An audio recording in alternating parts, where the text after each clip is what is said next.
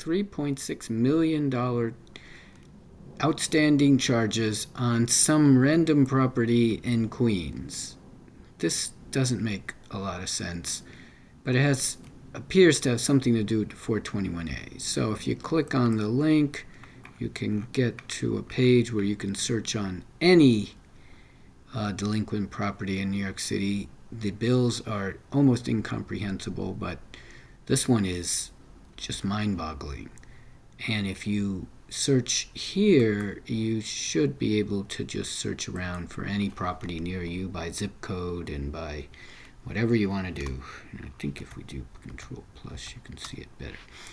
And you can search by neighborhood and by zip code and by address. If you want to search by owner, we could add that, but somebody has to request it. So put in the comments or wherever you want on Twitter a request for that. And one of the properties that we're looking at is this particular one here. This funky addresses in Queens, 12-26 30th Avenue, Queens. It appears to be a building that was built within the last 20 years or so. You can actually look at its profile down here. You can look at its bill, but let's start with zoning.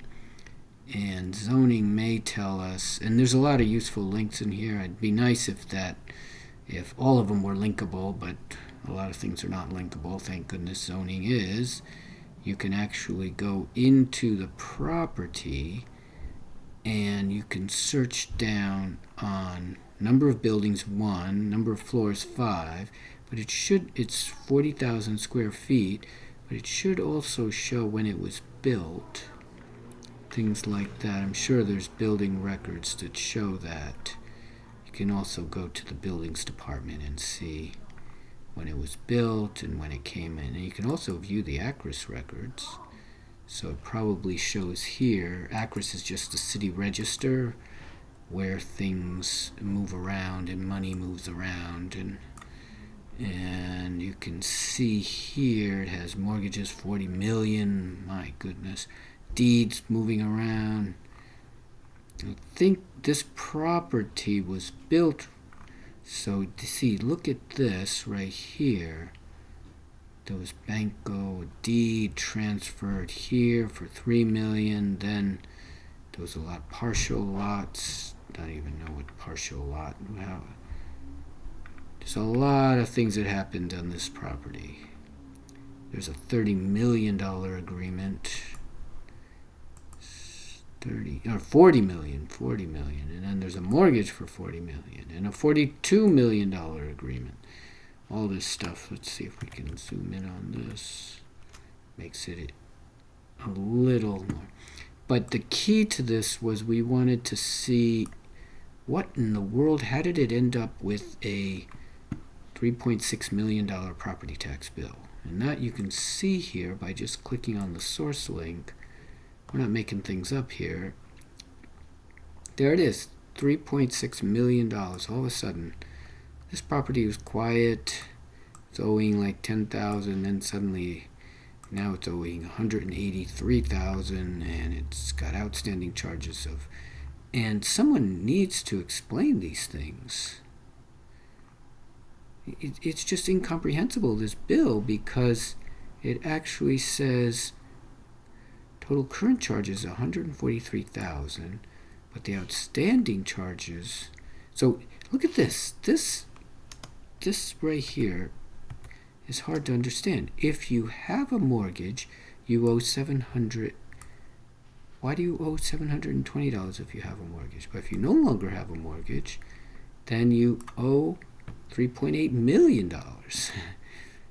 And we can look up the bank that the mortgage is with, but that's some corporation, and it does show that it has 36 rent-stabilized apartments, it appears, and that seems to be related to this.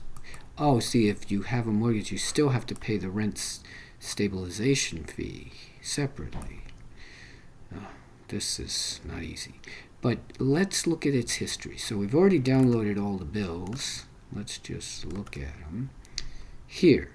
And if we look at here, if we look at the bills, okay, give us some focus here. Oh, there we go. Ellis, and we just look at the bills. We organized them by date. So there's a, look at that. Why is it here? Oh, yes, it's under different. That is interesting. So it's not going to be perfect. Oh, I see, because I did this. Well, let's just. It's doing it by date of when it was. Yeah, so let's just do this. Alphabetical by name. That's better. So alphabetical by name, it's showing it. And now if we search this, and we just search for some random thing like outstanding. Outstanding is a word they use a lot. And there it is. There's, let's try to make sense of this. In November 2021, outstanding charges were 0. Then in next February 2022, outstanding charges 0. Then you look in 26. I can make this even bigger, maybe. Let me move this out of the way, and we can see that the. Oh yes, I guess you can't make it bigger by doing that. You have to do it through this. Zoom in. All right. So now let's just try to make sense of this. You see, the charges were minor. Very small, 0, 0, 0. Then, on this day, or this quarter, February 2023, it suddenly jumped up to 3.1 million, then 3.2 million, then 3.5 million. Obviously, this is on a ramp up. For some reason, the exponential growth didn't continue. Here it was like 2, and why is it leveling off here? It's not clear to me. But you can see that something happened here. So let's look at it. Remember that date, February 2023. So if we go out, quit, and we just look at all of them, let's just look at all of them. Here, these are the bills, right? And you can see it's a normal bill. January, I hope that's right, January 3rd, 2022, it says please pay by. So this bill was earlier, it was November, and it wants it paid by January 3rd. And look at that, charge $17,000. Let's go to the next one. See if it's doing it in order. It's February. Okay, so this is the next quarter. Doesn't owe anything. Outstanding charge is 0, new charge is 0. For some reason it owes nothing. Why? I'm not sure, but let's go down. Can we go down? Why can't we go down? Let's see. Yeah, there we go. And here is a clue as to what's happening here. It's showing billable value, billable assessed value is 2.2 million. But it subtracts 1.9 million for 421A. The taxable value is only this. So the bill only becomes the tax before abatements and star. It used to have an even lower one. Maybe that was because of 421A. So now it's new. Annual bill is 33, so let's look and see if that makes sense. Is that not working? That's weird. Alright, so, but that's not what it says. It says new charge is 0. So this thing got messed up. How in the world? Glen Head, New York. So this is out in Long Island, maybe. And something doesn't add up here because this is saying the annual property tax should be should be 33,000, yet showing 0. Let's see what the bill itself says. Does it have a bill at the bottom?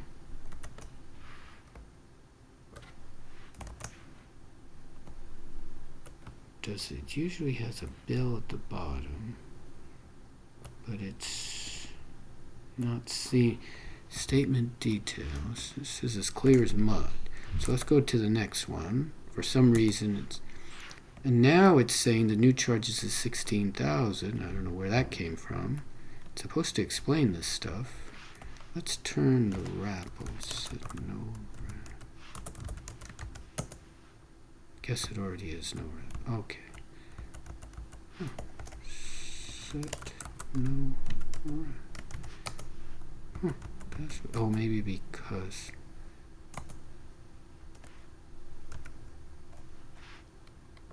Yeah, maybe this is just. No, yeah, it is already no wrap.